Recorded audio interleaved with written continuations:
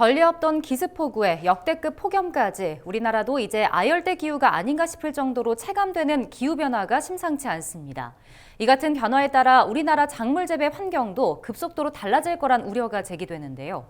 한반도 이상기후 진단과 전망, 오늘은 마지막 순서로 박수진 한국기후변화연구원 기후정책연구실장과 자세히 이야기 나눠보겠습니다. 실장님 어서 오십시오. 네, 안녕하십니까? 네. 자, 먼저 한국기후변화연구원이 어떤 기관인지부터 좀 소개를 해주시죠. 많은 분들이 기관 명칭 앞에 한국자가 붙어 있으니까는 국책연구기관으로 오해하시는 분들이 많은데요. 네.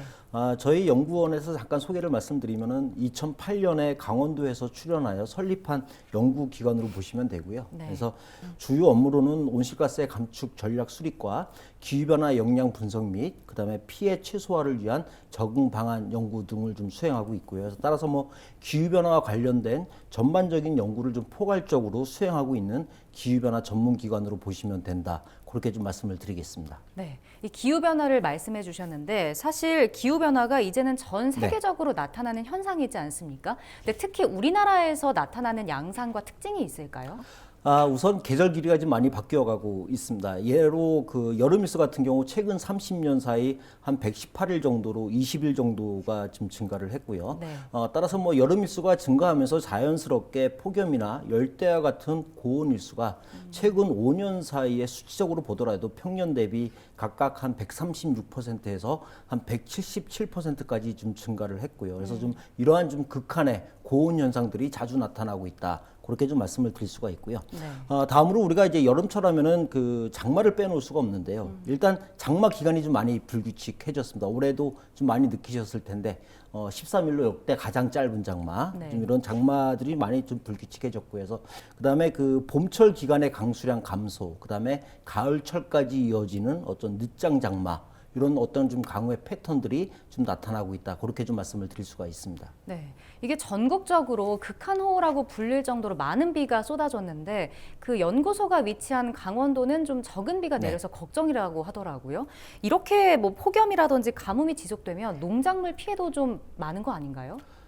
저희 강원도 같은 경우 매년 겪고는 있지만은 봄철의 강수량 감소로 인해서 그 작물들의 좀 발화율 감소나 그다음에 초기의 그 생육 부진 좀 이런 피해들이 좀 나타나고 있고요. 네. 그다음에 작년이죠. 2024년도인데 여름철에 기온이 상승을 하면서 우리 대표적으로 볼 수 있는 그 고랭지 배추요. 이런 태백 지역에서 140만 제곱미터의 고랭지 배추들이 좀 무름병으로 좀 피해를 발생을 한 사례들이 있고요. 이외에도 수확을 앞둔 어떤 그 가을에 늦장마로 인해서 농작물에 대한 침수나 그다음에 과일에 대한 어떤 당도의 저감이나 그다음에 낙과 현상 이런 들의 좀 피해들이 있었다. 그렇게 좀 말씀을 드릴 수가 있습니다. 네, 농작물 피해까지 설명을 해주셨는데 최근에 보니까 강원도 춘천에서 이 열대 과일이죠. 바나나가 처음으로 열렸다고 하더라고요. 근데 이제 우리나라 기후가 그만큼 점차 아열대성으로 변하고 있다 이런 방증일 텐데 기후 변화에 따른 재배 작목 지도가 앞으로 그럼 어떻게 좀 변화할 것으로 예상하시나요? 올해 7월 달에 참 흥미로운 일이 발생을 했습니다. 춘천 지역에서 바나나가 열리는 이런 좀 사례들이 발생을 했는데 우리가 이걸 단순한 흥미거리를 떠나 이제 기후 변화가 농작물 재배 경계에 미치는 어떤 실제적 변화를 주는 좀 사례가 아닌가 그렇게 좀 생각해 볼 수 있고요. 그래서 평균 기온 상승이나 고온 일수 등의 어떤 추세 등을 보면은 21세기 중후반에는 강원도의 일부 지역만 빼놓고 우리 한반도가 전체적으로 좀 아열대화로 바뀌어갈 것으로 지금 전망되고 있습니다. 그래서 그렇게 되면서 자연스럽게 고랭지 배추나 그다음에 한대성의 작물인 감자 같은 경우는 그 강원도 지역의 극히 일부 지역에서만 생산이 되고 그다음에 대부분의 좀 아열대 작물로 재배 적지가 좀 변화하는 건 이제 앞으로 시간 문제가 아닐까 그렇게 좀 말씀을 드리고요. 그래서 네.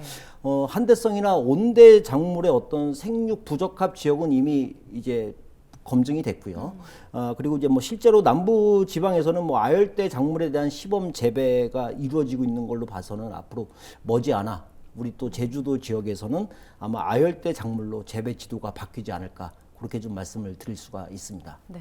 이렇게 기후변화가 계속 이어진다면 오는 2080년 정도에는 여름이 6달 정도로 길어지고 겨울은 1달 정도로 짧아진다 이런 이야기가 나오더라고요.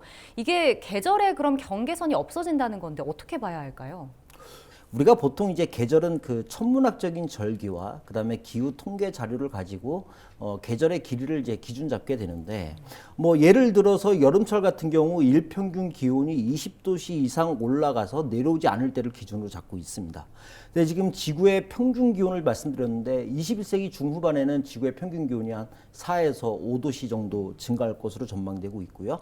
뭐 그렇게 되면 자연스럽게 어떤 그 여름 일수 같은 경우는 증가하게 되겠죠. 그래서 현재 대비 여름 일수는 한 160% 정도, 그래서 한 170일 정도로 증가할 것으로 전망되고 있고요. 반면에 겨울 일수는 한 27일 정도로 해서 현재 대비 한 74% 정도 감소할 것으로 지금 내다보고는 있습니다. 네. 이렇게 앞으로 계속되는 기후변화에 어떻게 대응을 하느냐 이 부분이 굉장히 중요해질 것 같은데요. 그럼 실장님께서 이제 TV 보시는 시청자분들께 좀 강조하고 싶은 말씀이 있으실까요? 재난 중에서 가장 위험한 재난이 폭염이라는 말이 있습니다. 그리고 또 침묵의 재난이라는 말도 있고요. 그래서 올해 수치적으로 보더라도 온열 질환자 수가 전국적으로 이미 3,000명이 넘어섰습니다. 그리고 이 중에서 한 20명 정도가 사망을 하셨고요. 네. 그래서 뭐 발생 장소를 보면은 비닐하우스나 논밭 농사일 도중에 가장 많은 이제 피해를 보이고 있고 시간대도 오후 시간대가 가장 많고요. 그래서 뭐 실제로 예로 2021년도에 우리 강원 정선 지역에서 그 어르신들이 그 농사일 도중에 3분이 사망하시는 네. 이런 좀 사례들도 있었습니다. 따라서 좀 가장 더운 시간대 오후 1시에서 한 5시 사이가 정도 되는데 요 시간대는 피하시고 오전에 좀 작업을 하시는 걸 좀 말씀드리고요. 그다음에 작업 중에는 항상 우리 주변에 그 폭염 쉼터, 무더위 쉼터가 어디 있는지 잘 파악하셨다가 좀 몸에 이상 징후가 나타나면은 좀 쉬실 것을 좀 권장드리겠습니다. 네, 알겠습니다. 오늘 말씀 여기까지 듣겠습니다. 자, 지금까지 박수진 한국기후변화연구원 기후정책연구실장과 함께 이야기 나눠봤습니다. 실장님, 오늘 말씀 고맙습니다. 네, 고맙습니다.